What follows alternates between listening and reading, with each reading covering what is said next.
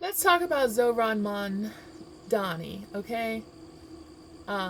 He's going to destroy the whole country if he gets elected as a socialist mayor in New York City.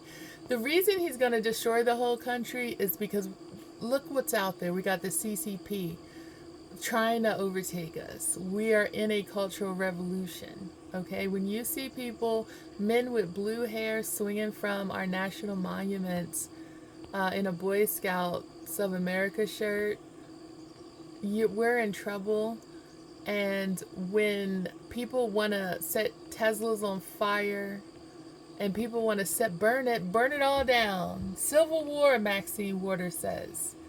Do you think it's a great time to get our first socialist mayor, or the first bold, outwardly socialist mayor? I'm sure we've had socialist mayors before, but this guy's like, yeah, I'm a socialist. No, honey, we have Republicans and we have Democrats. That's what we have. And if you're not one of those, we should be able to honestly put you in jail. And really, anyone that's voting for you must hate our country. They must hate our Constitution. They should all be questioned. This guy definitely, I wouldn't even let him anywhere near the elections. A free and fair election that goes outside the bounds of what's constitutional, it's no free and fair election at all. And I'm with the Polish leadership. I agree with them 100%. I wouldn't let a single Muslim in this country, including any representative of Congress, they can get out too. They can get out too. Now, they were voted for, so it's hard to, go back, reach in, unless we're going to uh, do that. I'm sure. I mean, we could. There's nothing stopping us, but I wouldn't go that far. People, they were elected, but people need to wake up. This guy, once he gets into New York City, is going to destroy whatever's left of it, and it's not that much. Number one. Number two, low price groceries. Government ran grocery stores. They're already doing that in South America. Guess what's in them? Not food. A bunch of processed shit that nobody wants to eat, to be frank with you. Why? Because the cheapest stuff is all you're going to get for free from the government. And if you don't believe me, then why aren't you getting $1,000 a month in food stamps as a food stamp recipient? Right? You're not, because you're never going to get the best. It's meant just to keep you going. So why would you want your personal health, the nutrients you have to consume to live, to breathe air, right? To drink water, the nutrients that make you a life form. Why would you want to put that in the hands of the government? Okay? You don't want that. Now, in terms of socialism, it never works. We've proved it so many times. How many times do we have to prove the same goddamn thing? It doesn't work. And so the reason why you guys on the left, far left, because I definitely respect the Fetterman style Democrat. I understand them, okay? But you on the far left are fighting for communism to come back to the world when you want this socialist mayor to come into New York City. Don't be surprised if in 50 years you get communism again all over the world. And because you have the liberty to wear blue hair as a man and swing from a monument, because in Iran, you would probably be shot before you even reached it to the top. Once they saw the blue wig and the penis were a collective bargaining unit, so to speak, you would be murdered. Okay, so you have the freedoms. Oh, in Myanmar, people were arrested for having a birthday party. You have freedoms in this country. People already fought these battles for. All you're doing is trying to fight the same shit that was already fought for. Wake the hell up. You are living the good life.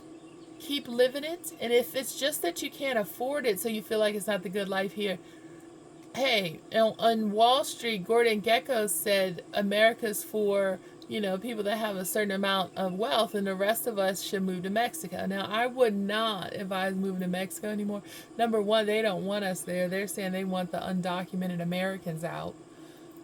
But number two, because of the cartel violence and everything, there's lots of other countries, you can look at.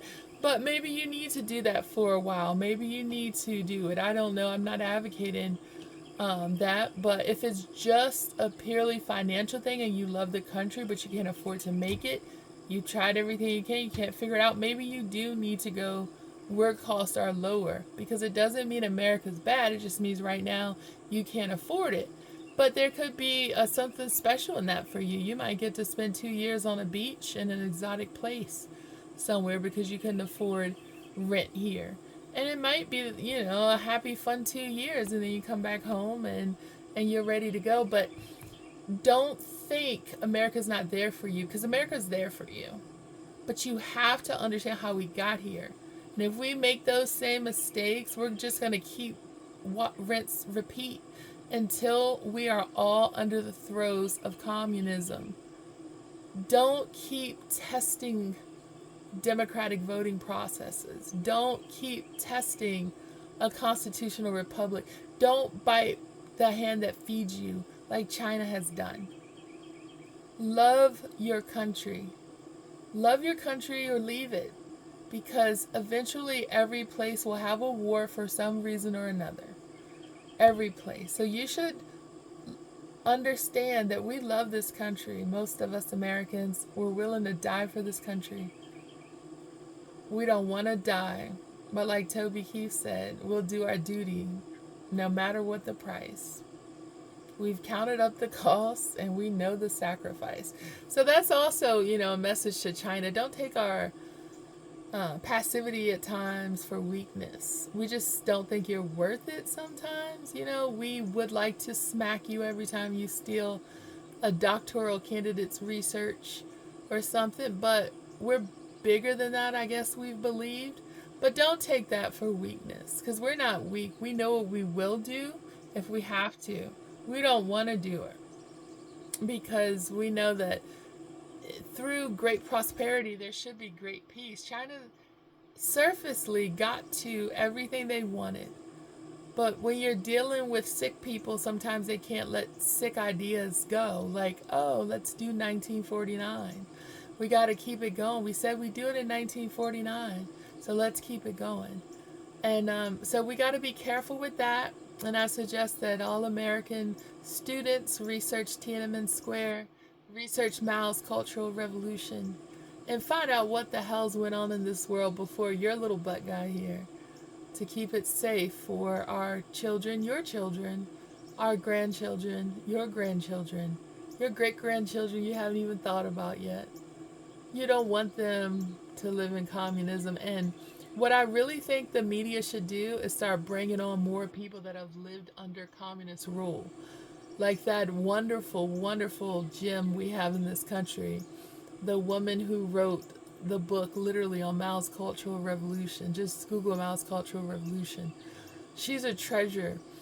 And she understands, and that's why when you walk in her house, the first thing you see is a picture of George Washington behind this wonderful, beautiful Chinese-American woman's face. As you walk in and you look at her and she smiles at you, you're going to see George Washington next, because she understands the difference in having it and not having it. And you may think you got it bad, but trust me, you don't know bad. You don't know bad. You don't know what kind of sadistic, horrible regimes you can live under.